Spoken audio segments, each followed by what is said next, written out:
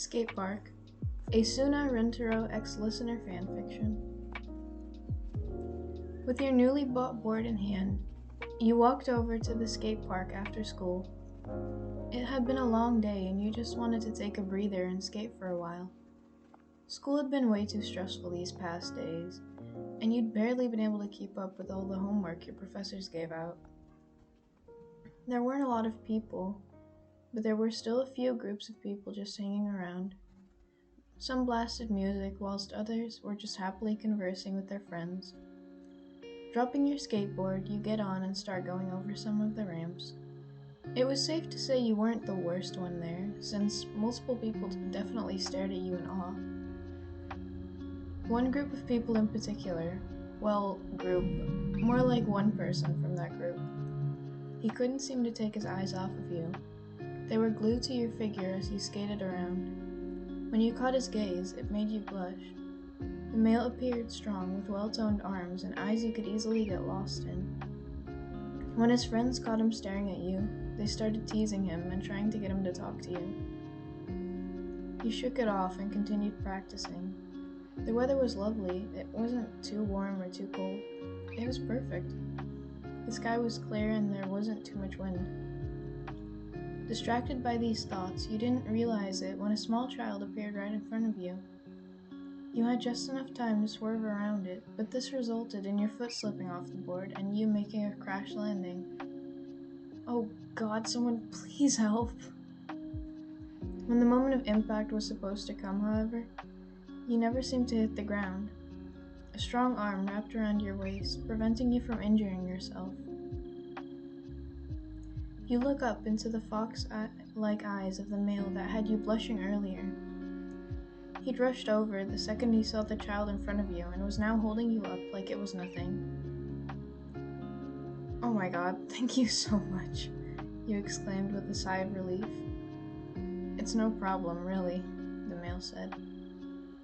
"Please let me repay you with some food somewhere or something," you said, looking into his eyes. "Well, fine then, but only if we make it a date," he replied with a wink. Alright then, sure. I'm Lan, by the way," you said, remembering you never properly introduced yourself to the guy, but already agreed to go on a date. "I'm Suna. Let's get going now, shall we?" he said, extending his hand for you to grab. You grab it and he leads you over to a small coffee shop just across the road from the skate park. His hand was warm. Holding onto it made butterflies appear in your stomach. Suna may have looked tough at first, but he was still very gentle. It wasn't hard for you to start liking him, honestly. He seemed charismatic, but also made you feel safe. You wondered if he thought the same thing about you. I mean, he did ask if we could make it a date. That must mean something, right? His body came to a halt right in front of the shop. Realizing this too late, you bump into his back and redirect your focus onto a sign out front of that cafe. "Here we are," Suna said, turning around.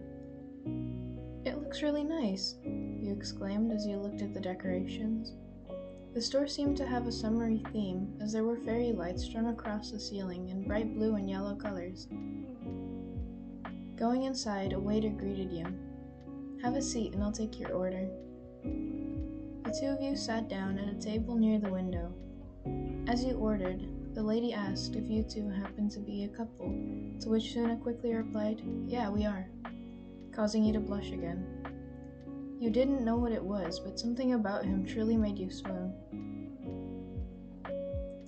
Suna saw your confused expression and let out a small chuckle. "Better get used to it. You'll be hearing that a lot from now on."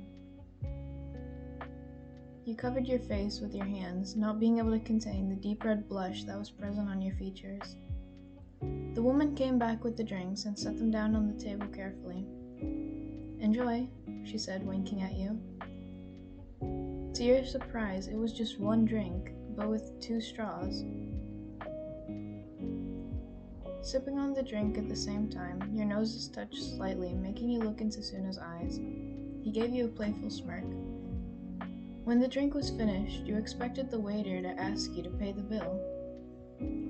When you asked her about it, she simply responded with, "He already paid for it." Walking out of the cafe, a bit stunned, you looked at Suna, who quickly covered your mouth. "Before you say anything, I don't want you to pay, seriously." You were about to respond, but he cut off your response by pressing a heartfelt kiss to your lips as he held your hands in his. Little did you know that his friends happened to see everything and were quietly cheering him on in the background.